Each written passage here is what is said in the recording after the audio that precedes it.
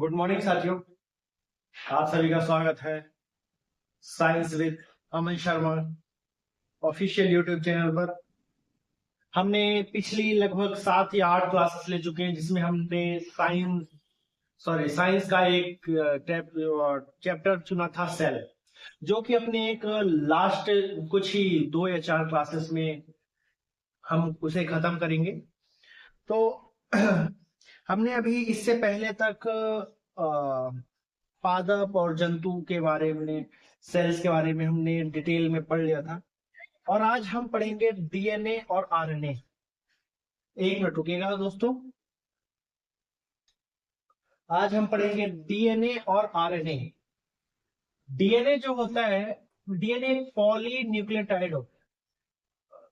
Polynucleotide मुझे पता है, मैंने क्यों बनाया है ये पूरा लिखा है, क्योंकि कुछ स्टूडेंट्स या कुछ मेरे भाई होंगे जो कि बोलेंगे कि ये सारा क्यों है, लेकिन इसके बाद मैं एक इतने अच्छे से सिर्फ 4 वर्ड दूंगा और ये इसका पूरा डिटेल में हम जान जाएंगे। लेकिन मैं उन लोगों के लिए लिखा हूं, इसे मैं अपलोड भी कर दूंगा। इसके क्लास के शुरू में ही आपको स्क्रीनशॉट उसका मिलेगा, आप सेम इसी तरह के स्क्रीनशॉट आप उसमें देख सकते हैं। लेकिन मैं और भी अपने दोस्तों साथियों के लिए मैंने इसको यहाँ लिखा है। चलिए आइए स्टार्ट करते हैं। डीएनए जो होता है पॉलीन्यूक्लियोटाइड बॉन्ड होता है, उसमें 2 होते हैं, एक न्यूक्लियोटाइड होता है, एक फॉस्फेट होता है। तो डीएनए में फास्फेट मतलब फास्फोरस, फास्फोरस और कुछ भी नहीं है। एक फास्फोरस पाया जाता है डीएनए में, और न्यूक्लियोटाइड ये 2 में बढ़ जाता है, sugar, nitrogen base, sugar, ribose, deoxyribose और ये सारी चीजें। मुझे पता है ये बिल्कुल भी समझ में नहीं आएगा, मैं कितने भी अच्छे से समझाऊंगा लेकिन आपको चीजें समझ में नहीं आएगी। इसीलिए इसकी एक ट्रिक है, ट्रिक उस स्क्रीनशॉट में आपको मिलेगी। आपको सिर्फ इतना याद रखना है, A T G C, adenine, thymine, guanine, cytosine, सिर्फ इतना आप याद रखोगे, आपका एक नंबर तो इधर से कहीं नहीं जाने वाला। क्वेश्चंस बेसिकली ऐसे पूछा जाता है, इनमें से पूछा जाता है। ये तो सिर्फ एक भ्रम है, माया जाल है। बहुत सारे टीचर्स ये अपनी विद्वता दिखाने के लिए इतनी सारी चीजें लिख देते हैं कि मुझे इतना आता है, इतना आता है। तो हमें ये नहीं करना है कि हम को इतना आ रहा है, इतना सारा आ रहा है। हमको सिर्फ उसमें फोकस करना है कि हम एग्जाम ओरिएंटेड, हमको कहाँ से वो 1 नंबर मिलेगा। हमको ना बहुत ज्यादा पढ़ना है, ना बहुत कम पढ़ना है, हमको बिल्कुल एग्जाम ओरिएंटेड पढ़ना है, जिससे कि हम अपना क्लियर कर सके एग्जाम। ऐसा तो हमको नहीं है कि हमको कोई बुक लिखनी है, लेकिन बहुत सारे टीचर्स अपनी विद्वता दिखाने के लिए इतना सारा लिखते हैं, तो मैंने भी लिख दिया है। लेकिन हम ऐसे नहीं पढ़ेंगे।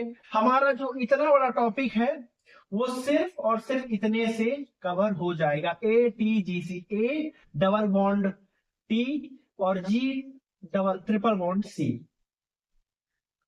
तो जो अपना डीएनए होता है वो मैंने पढ़ा चुका है कि डबल स्टैंडर्ड होता है कि सिंगल स्टैंडर्ड। डबल स्टैंडर्ड होता है, और उसके अंदर जो बेस होता है नाइट्रोजन बेस होता है। नाइट्रोजन जो डीएनए का की संरचना कुछ ऐसे ऐसे होती है। ये जो होता है ये एक नाइट्रोजन बेस बना होता है। इसके अंदर नाइट्रोजन बेस के अंदर प्यूरीन होता है और पायरिडोमिन होता है, जिसमें प्यूरीन में एडेनिन, ग्वानिन, साइटोसिन और थाइमिन पाया जाता है। तो अगर आप इसको याद करने की कोशिश करेंगे तो आप बिल्कुल भी नहीं पढ़ पाएंगे। अब देखिए मैं इसको बिल्कुल शॉर्ट पे करता हूं। प्यूरीन में एडेनिन, ग्वानिन आता है, तो अपन यहां पास इसको प्यूरीन कर देते हैं। Purine, adenine, guanine. प्यूरीन में एडेनिन और ग्वानिन आते हैं, और पायरोटोमीन में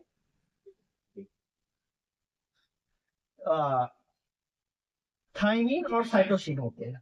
थाइमिन और साइटोसिन। एडेनिन और ग्वानिन में कितने बॉन्ड होते हैं, कितने बॉन्डों से जुड़ा होता है?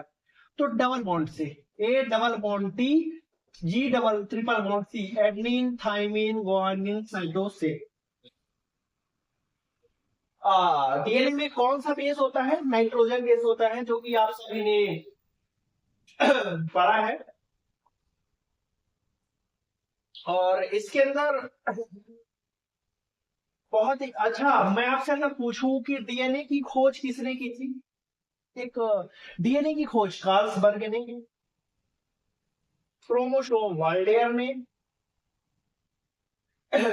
और जो मैंने आपको पिछली बार अभी पढ़ाया था, जो कि डीएनए की संरचना होती है, डीएनए की, सॉरी क्रोमोसोम की, उसको, उसके ऊपरी हिस्से को क्या कहते हैं? ऊपरी हिस्सा सेटेलाइट, बीच का सेंट्रोमर, नीचे का हिस्सा टेलोमर, क्योंकि नीचे होता है। तो यहाँ पास डीएनए पॉलीन्यूक्लियोटाइड होता है। डीएनए में फास्फोरस पाया जाता है, फास्फोरस, और उसमें न्यूक्लियोटाइड में सुगर। सुगर मतलब सुगर और कुछ नहीं, सिर्फ शक्कर, शक्कर जिसको चीनी बोलते हैं, चीनी बोलते हैं, वही सुगर है। इसमें राइबोस और डीऑक्सीराइबोस होते हैं। और नाइट्रोजन में हमारा इतना मैं बता रहा हूं, मुझे पूरी उम्मीद है कि आपको नहीं समझ में आ रहा होगा, लेकिन आपको ये जरूर समझ में आ रहा होगा। Adenine thymine guanine cytosine, adenine double bond thymine guanine triple bond cytosine. इसको अगर हम इसको ऐसे पढ़ते हैं, एडेनिन थाइमिन, एडेनिन एडेनलिन और थाइमिन डबल बॉन्ड, गुआनिन और cytosine triple bond, ATGC, ATGC, ATGC, adenine thymine guanine cytosine, adenine double bond thymine और गुआनिन ट्रिपल बॉन्ड साइटोसिन। इतना आप याद करो। इसके अगर हम ऐसे, इसको ऐसे जोड़ते हैं, एडेनिन और गुआनिन को, एडेनिन और गुआनिन ये आते हैं प्यूरिन के अंदर आते हैं। और अगर हम इसको ऐसे, थाइमिन और साइटोसिन होते हैं, तो पायरिडीन के अंदर आते हैं साइटोसिन और थाइमिन। तो हमने इसको ऐसे भी पढ़ा, ऐसे भी पढ़ा, ऐसे भी पढ़ा। तो सिर्फ इसमें बहुत ही बड़ी विद्वता नहीं है। डीएनए बहुत ही सिंपल सा टॉपिक है, लेकिन कुछ टीचर्स इसको बहुत ही ज्यादा डिटेल में करके, या फिर बहुत सारी चीजें बता के इसे कॉम्प्लिकेट कर देते हैं, लेकिन मैं कॉम्प्लिकेट बिल्कुल भी नहीं करना चाहता हूं। और इसमें जैसे कि अब इसमें सिर्फ एक ही चीज है, डबल स्टैंडर्ड, जैसे डबल स्टैंडर्ड है। चलिए इसको हम रब करते हैं, फिर हम एटीजीसी में डिटेल में पढ़ने की कोशिश करते हैं, या फिर ऐसे ही रहते हैं। तो एटीजीसी जो होता है, अगर मान के चलो, ये तो किसका है? डीएनए का है, डीएनए का है।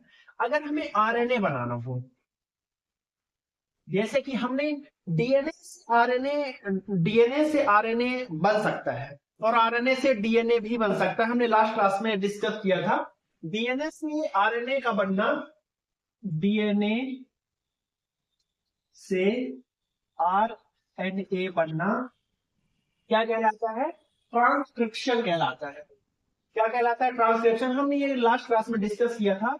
और आरएनए से डीएनए बनना, रिवर्स होना, रिवर्स, जैसे हम गाड़ी चलाते हैं तो रिवर्स गियर लगाते हैं, तो रिवर्स से मतलब उल्टा। तो डीएनए से आरएनए बनना ट्रांसक्रिप्शन होता है, और आरएनए से डीएनए बनना रिवर्स ट्रांसक्रिप्शन होता है। तो वही मैं बता रहा हूं कि ये जैसे डीएनए का है, तो डीएनए से अगर हमें आरएनए बनाना है, डीएनए से आरएनए बनाना है, तो यहां पास भी A double bond D, G triple bond C, ATGC. तो इसमें भी आरएनए में भी एटीजीसी ही रहेगा, लेकिन सिर्फ इसमें एक चीज चेंज करनी पड़ेगी। यहां इसके जगह, थाइमीन की जगह यूरेसिल ऐड करना पड़ेगा। थाइमीन की जगह हम क्या ऐड करेंगे? अगर हमें डीएनए से आरएनए बनाना है, तो थाइमीन की जगह यूरेसिल। डीएनए से आरएनए बनाना है तो हमें ये सारी चीजें सेम रहेंगी। ए टी की जगह यूरेसिल आ जाएगा, यूरेसिल आ जाएगा, और ग्वानिन साइटोसिन। तो सिर्फ हमें डीएनए से जब आरएनए हमें बनाना है, डीएनए से आरएनए बनाना है तो हम सिर्फ थाइमीन की जगह यूरेसिल लगाएंगे। और इसमें मुझे एक बात याद आई, जो मेरे अभी तो कुछ अभी हमारा यूट्यूब चैनल तो इतना ग्रोथ नहीं किया है, लेकिन जब भी आप इन फ्यूचर 2 साल 4 साल बाद ये वीडियो देखेंगे तो ये चीज जानेंगे कि मुझे कुछ लोगों ने सजेस्ट किया कि जब मैं पढ़ाता हूँ या फिर जो भी मैं डिस्कस मैं मुझे नहीं लगता कि मैं भी पढ़ा रहा हूँ, मैं सिर्फ ये जान रहा हूँ कि मैं कुछ सीखने की कोशिश कर रहा हूँ। और मैं कोई भी टीचर नहीं होता, हमेशा स्टूडेंट ही होता है। मैं हमेशा लोगों से सीखने की कोशिश करता हूँ, मैं सीख रहा हूँ और बायोलॉजी को और सीख रहा हूँ और कुछ भी नहीं है। तो मैं पढ़ाते टाइम या फिर सीखते टाइम मेरे चेहरे पे स्माइल नहीं होती, तो बहुत लोगों ने सजेस्ट किया कि आप स्माइल कर सकते हैं, लेकिन ये स्माइल फेक स्माइल मेरे से होती ही नहीं है। लेकिन हम ट्राई करेंगे कि मैं क्या बहुत सीरियस दिखता हूँ इसमें, मतलब सीरियस फेस। तो अगर ऐसा कुछ हो तो आप मुझे कमेंट करके सजेस्ट कीजिएगा। तो और अगर आप ये स्पीड ठीक है कि मैं थोड़ा तेज बोलता हूँ, मतलब जल्दी जल्दी रिपीट, इसलिए रिपीट करता हूँ क्योंकि आपको ये हेल्प करेगा।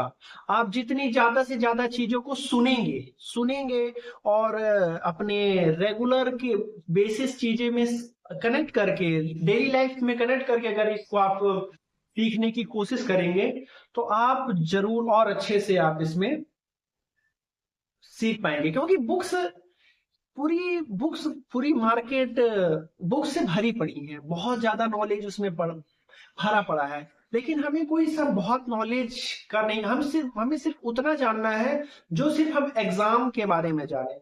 मैं इसी को ये जो चार्ट है इसको लगभग मैं 2 घंटे पढ़ा सकता हूँ, लेकिन क्या मतलब एक एक डिटेल में खोल के क्या मतलब, क्या विद्वता हमें फैलानी है? हमें कोई विद्वता नहीं फैलानी है, हमें सिर्फ उतना ही पढ़ना है जिसमें कि हम अपना एग्जाम क्लियर कर सके। हम एक नंबर एटीजीसी मतलब इधर से हमारा एक नंबर कंफर्म है।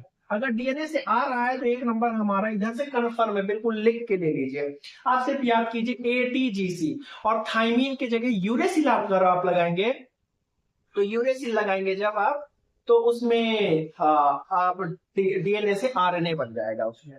आप देखिए जैसे डीएनए, अगर चलिए यहाँ पास डीएनए बन रहा है तो डीएनए में भाग लेगा डीऑक्सीराइबोस, सुगर, जो सुगर होता है उसमें अगर डीएनए है तो उसमें डीऑक्सीराइबोस साथ लेगा और उसमें थाइमीन होगा। लेकिन अगर वही हमें आरएनए करना है तो यहाँ पर डीऑक्सीराइबोस नहीं, साथ सुगर हिस्सा नहीं लेगा, उसमें सिर्फ राइबोज लेगा।